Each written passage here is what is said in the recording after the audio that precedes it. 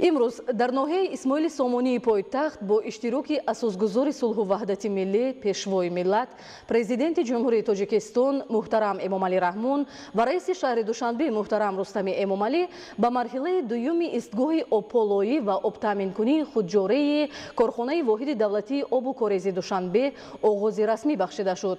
آبپولک ها با استفاده از نوترین تکنولوژی ساخته ساخته شدند و این اولین تجربه در قلمرو کشورهای آسیای مرکزی به حساب می رود.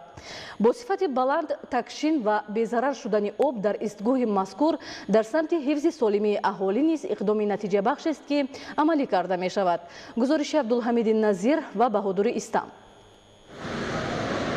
15 ینور اساسگذار صلح و وحدت ملی پیشوای ملت پرزیدنت جمهوری تاجیکستان محترم امامعلی رحمان با رئیس شهر دوشنبه محترم رستم امامعلی در ناحیه اسماعیل سامانی پایتخت به مرحله دوم ایستگاه آبپولایی و آب تامین کنی خودجاری کارخانه واحد دولتی آب و کاریزی دوشنبه آغاز رسمی بخشیدند.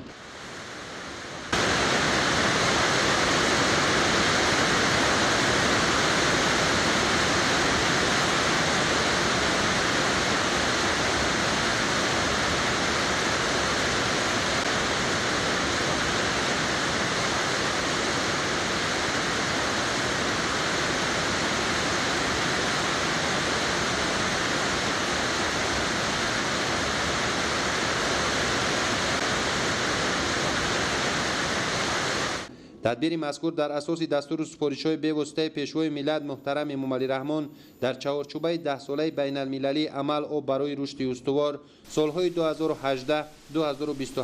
عملی گردیده جهت تامین ساکنان شهر دوشنبه با آب تازه نوشاکی عملی گردیده است. کارهای ساختمانی در مرحله دوم ایستگاه آب تازه کنی 28 نوامبر سال 2017 آغاز گردیده با صفت بلند و جوابگو به استانداردهای زمان معاصر انجام یافت. اسناد شناسایی به سرور دولت اطلاع دادند که اقتدار استحصالی مرحله اول انشاءات 150,000 متر مکعب آب در یک شبانه روز بوده احتیاجات بیش از 300,000 نفر را خانه میکرد. اکنون با افتتاح مرحله دوم انشاءات اقتدار استحصالی آب تازه در یک شبانه روز زیاد و ساکنان شهر دوشنبه با آب تازه نوشاکی تامین گردیدند. خوشبختانه امروز مرحله دوم آبپولک‌های زودعملی ریگی در پایگاه آب تامین کنی خودجاری ساخته به استفاده داده شد. بعد به استفاده دادن این انشاءات اهالی شهر دوشنبه با آب تازه آشامیدنی جوابگو به طلبات‌های استاندارد دولتی تامین می‌گردد. موافق طلبات‌های معیارهای استاندارد دولتی تاجیکستان تیرگی آب در آب نوشاکی تا 2 میلی گرم در 1 لیتر اجازه داده شده باشد. این آبپولک‌هایی که الحال به استفاده داده شد آب را تا به درجه 0.58 میلی گرم در 1 لیتر تیرگی تازه کرده میتوانند و این انشاءات در مدت کوتاه ساخته به استفاده داده شد. مورد ذکر است که آبپولک‌ها با استفاده از نوترین تکنولوژی ساخته شدند و این اولین تجربه در قلمرو کشورهای آسیای مرکزی به حساب می رود. انشاءات مذکور از 3 آشیانه و 10 حوض آبپولایی عبارت می باشد. انفراساختار ایستگاه آبپولایی با برتری‌های زیاد از دیگر لایحه‌ها تفاوت دارد. آن در مساحت کمی زمین جایگیر کرده شده آب نوشاکی را با صفت بلند کارکرد می نماید که این برتری اساسی لایحه مذکور می باشد. برتری این دستگاه‌هایی که امروز نصب کرده شدند در آن است که این انشاءات با طرز خودکار با طرز اتوماتیک کار می‌کنند و در حالت زیاد شدن تیرگی در آب نوشاکی و محکم شدن گریک‌های هر یک علایده آبپولک با طرز اتوماتیکی محکم می‌گردد و این انشاءات با طرز خودکار خود را می‌شوید و همه وقت اون معیاری که ما میتیم معیاری که در برنامه کامپیوتری جا میکنیم همون آب به شهر انتقال میگردد. اگر این آب تیرگی زیاد گردد خودی همون فیلتر خودی آبپولک به طور خودکار میایستد خود را میشود و با کار میدارد.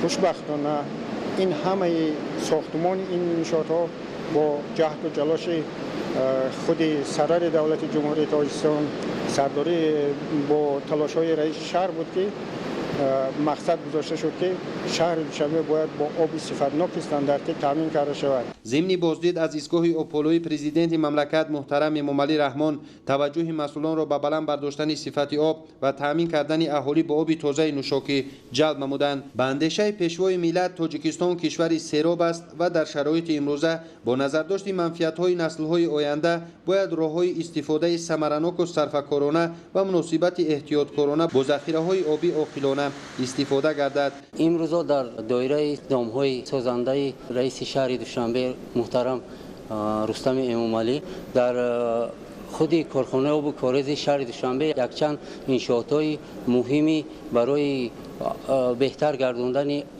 آب تامین کنی اهالی شهر ساخته به استفاده داده شد. با استفاده دادن لابراتوری نو این مرکزی نظارتی آبی نوشاکی با تجهیزات‌های نوی زمانوی که با پورگی آیدی سنجیدن آبی نوشاکی ترکیب کیمیایی را با پورگی میتوانیم سنجیده براییم.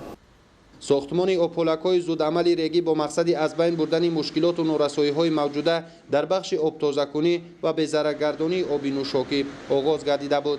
لایحه‌کش و پیمانکار ایستگاه آبپولویی در کارخانه واحد دولتی آب و کاریز دوشنبه شرکت مشترک آلمانی و ایتالیایی لیودویگ فایفر امید بوده. کارهای ساختمانی و وصل و نصب تجهیزات از جانب متخصصان همین شرکت‌ها در یکجایی با متخصصان محلی با صفت بلند و مطابق با معیارهای بین‌المللی به انجام رسانیده شده است.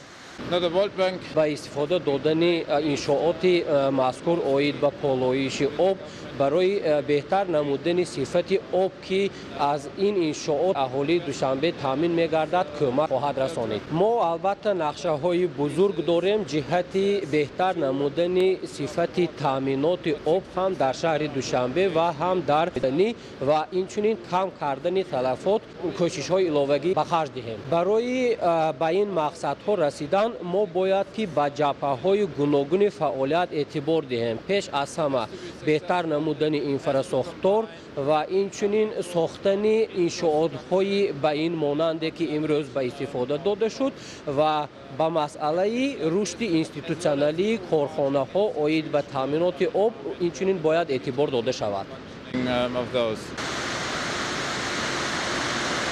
در تامین سری وقتی و منتظم اهالی شهر دوشنبه با آب تازه حوض‌های تنظیم شبانه روزی کارخانه واحد دولتی آب و کاریز دوشنبه اهمیتی کلان دارند. آن از 3 حوض جداگانه آب تکشین کنی با گنجایش از 330 تا 380 هزار متر مکعب آب عبارت میباشد. در کارکرد و به‌ضررگردانی آب نوشاکی برای مشتریان انتقال شونده کارگاه استحصال گیپوکلورید نتری هم نقشی اساسی دارد. در این کارگاه که با تکنولوژی معاصر آلمانی و چینی مجهز شده است مقداری لازمه گیپوکلورید نتری محلول برای به‌ضررگردانی آب نوشاکی استحصال کرده می شود. در کارگاه 3 خط استحصالی وصل و نصب گردیده است و مواد ضروری در مرحله های جداگانه از جمله آماده کردن نمک‌آب و تازه کردن آن از دیگر پیوستگی های کیمیایی تیار می شوند. از روی حساب متخصصان بهر اقتدار سالانه انشاءات و کارکرد پوره آب نوشاکی برای ساکنان شهر دوشنبه از 550 تا 600 تن نمک استفاده می گردد. سیخ مذکور از سال 2011 تا امروز فعالیت می کند. اقتدار استحصالی سیخ 180,000 لیتر گیپوکلورید نتری ضعیف در یک شبانه روز می باشد.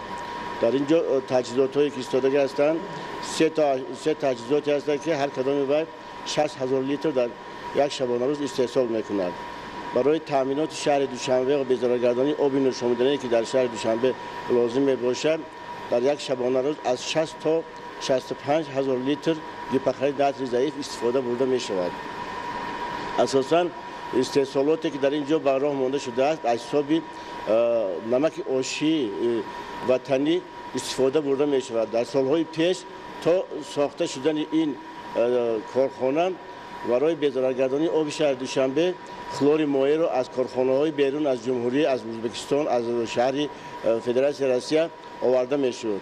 بعد از ساخته شدن این کارخانه پوره شهر دوشنبه برای به‌ضررگردانی آب نوشامیدنی اهالی از همین کارخانه استفاده می‌برد.